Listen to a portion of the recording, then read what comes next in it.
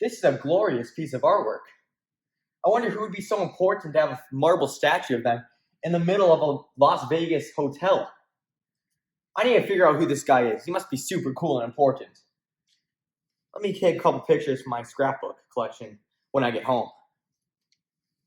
I'll have to read up on him tonight.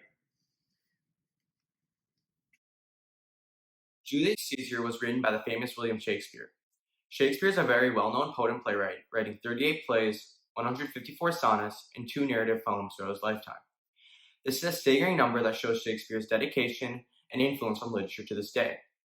Shakespeare was born on April 3, 1564, in Stratford-upon-Avon.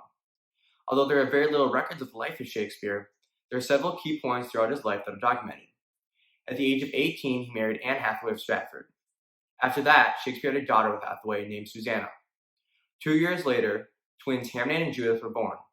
Approximately 10 years after that, in 1592, Shakespeare's name began to appear in the London records for his literary works.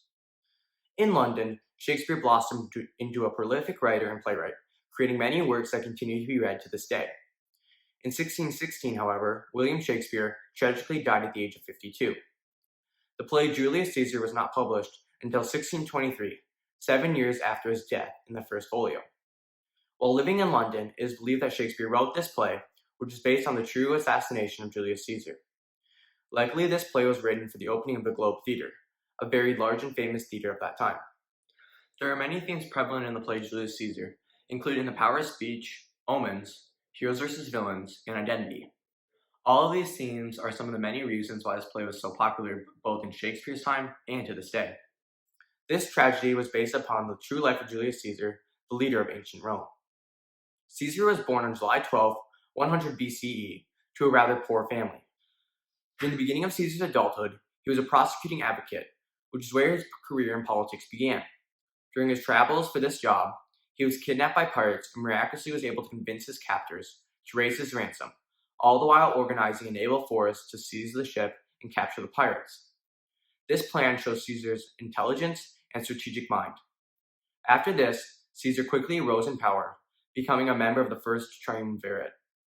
This position served as a springboard for greater power as the war between Rome and Pompey intensified. Caesar ruthlessly fought the Pompey people, and in a strategic move by Caesar, his army crossed the Rubicon River rather than submitting to Pompey's command. This is where the term crossing the Rubicon River came from. Caesar destroyed Pompey's troops in this battle, who were no match for the strategic military prowess of Caesar. Consequently, he became dictator of Rome for life. He transformed the Roman Empire, reorganizing the government and increasing the size of the country. As many people became wary of Caesar's increasing power, he was assassinated by political rivals on March 15, 44 BC. This is the time when the play Julius Caesar takes place. This backstory of Julius Caesar and his life is necessary to fully understand the intricate plot of Shakespeare's play. I will be performing a small part of the play in Act 3, Scene 2. Act 1 of the play begins with Caesar entering a public square after he had ruthlessly defeated Pompey in battle. The soothsayer, otherwise known as a fortune teller, calls out to Caesar, telling him to beware of the Ides of March, which is foreshadowing to the later half of the play. Cassius and Brutus, 2 senators, are cautious and scared of Caesar's power and the unlimited praise he receives. After all, Caesar had just been offered the position of king. Cassius, Brutus, and several other conspirators, including Decius, Dina, Metellus, Trebonius, and Casca, meet to discuss their plan to assassinate Caesar. The following day, Caesar is getting ready for a Senate meeting. Decius, one of the conspirators, urges Caesar to go to the meeting, despite the many bad omens that had recently occurred. Ultimately, Caesar departs to the Senate meeting, against the urgings of his wife Calpurnia. Once at the Senate, the conspirators stabbed Caesar 23 times to his demise. Antony, one of Caesar's great friends, sees Caesar's corpse and is distraught. Brutus calms him down by telling him to come to hear the conspirators' explanation at the funeral oration of Caesar. Antony asks if he is able to speak at the oration, and Brutus consents. Octavius, Caesar's son, is also devastated over his father's murder. At the funeral, Brutus delivers a heartfelt speech describing his motives for the murder of Julius Caesar. Brutus explains that he did not kill Caesar out of hate, but rather for love of the Roman people. Caesar was dangerous as he was ambitious and would not stop until he had ultimate power. None of the townspeople disagreed with Brutus, so he ends his speech and asserts that Caesar's death was for the best. After that, Antony started to deliver his speech. The Caesar was a tyrant! Nay, that's certain. We are blessed that Rome is rid of him. Peace! Let us hear what Antony can say. Friends, Romans, countrymen, lend me your ears. I come to bury Caesar, not to praise him. The good is often teared within their bones, so let it be with Caesar. The noble Brutus had told you Caesar was ambitious, and if it were so, it was a grievous fault. Here under leave of Brutus, and the rest, for Brutus is an honorable man, so are they all honorable men. Come do I speak at Caesar's funeral. He was my friend, faithful and just to me.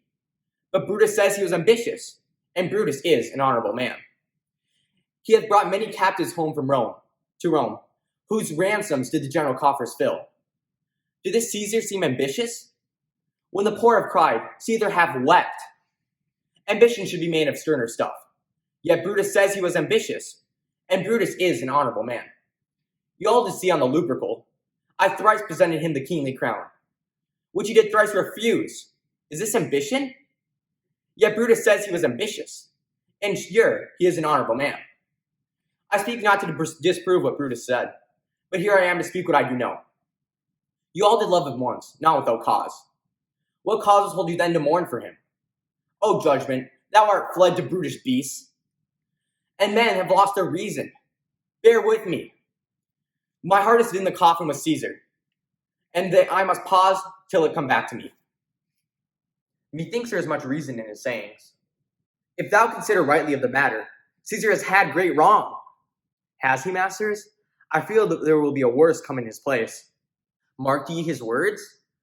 He would not take the crown, therefore it is certain he is not ambitious. If it be found so, some will dear abide it. Poor soul, his eyes are red as fire with weeping. There's not a nobler man in Rome than Antony. We'll hear him, we'll follow him, we will die with him, we'll burn the house of Brutus. Away then, come seek the conspirators. Both sides of the conflict prepare to fight at Philippi. The battle commences, and both sides battle intensely. Brutus knights the novice Octavius, and Cassius attacks the intelligent Antony. Brutus and Cassius appear to be winning, so Cassius sends his messenger to share the good news with his comrades. However, once the messenger rejoices with the fellow soldiers, Cassius believes his men have been captured, and asks Pindarus, his servant, to kill him to escape the humiliation of capture. Pindarus consents and kills his master. Brutus finds the body of Cassius and ironically kills himself with the same sword that once killed great Caesar. Antony finds the body of Brutus and states that Brutus was the noblest Roman of all, since he acted for the common good of the Romans, whereas the other conspirators acted out of envy for the power of Caesar. This message is where the play ends. Certainly when Antony convinces the town people to fight against the conspirators was a pivotal scene in the play. It exemplifies the power of rhetoric and speech that can turn entire crowds into believing and fighting for one's cause. Antony makes the crowd feel pity for Caesar, which draws on their heartstrings, showing how one speech is able to change the opinions of people entirely. This is a turning point for the play, as Brutus's men are now forced out of Rome and are forced to fight Antony's men. Many experts adore Shakespeare's Julius Caesar. Nicole Whitmer, a critic for many novels, explains Shakespeare's expert use of foreshadowing throughout the play. Both Calpurnia's nightmares and the soothsayer's statement of beware make the reader understand that Caesar's death is ultimately inevitable. In addition, Whitmer praises the character development of Brutus, Cassius, and Mark Antony, writing that Shakespeare gives them distinct personalities and shows each man's motives and beliefs. The character development of Brutus is so pure that the reader cannot help but sympathize with Brutus and his confusions over what the moral course of action is. Another critic, J.D. Archer, had trouble sympathizing with any of the characters, as she thought Brutus was one of the most likable characters, although he's a hypocrite. As well, she thought Antony was the most passionate, however he loved the cold Caesar. She believes Shakespeare did not do a satisfactory job at describing the scenery of ancient Rome, forcing the reader to imagine the setting. Similarly, Archer finds a fault in the character analysis of Julius Caesar, as the reader did not get a full picture of exactly how he rules. I agree with both the experts. Overall, I found the play to be the most enjoyable Shakespeare play I've read thus far. When compared to other Shakespeare plays, such as Romeo and Juliet, I believe the character development, especially for Caesar, was insufficient. I loved how Shakespeare allowed the reader to connect with Brutus in his struggle over morality. I also really enjoyed how Shakespeare allowed the reader to choose the protagonist, whether it be the moral Brutus or the loyal Mark Antony. I also really enjoyed the ending of the play and the mixed emotions the reader feels. It helps me to truly appreciate the complexity of the play. As well, I love the suspense throughout the play and the many ironic twists and turns. The use of foreshadowing also added to the thrill of the play. Certainly, Julius Caesar was a very compelling play due to its complexity and character development and suspense.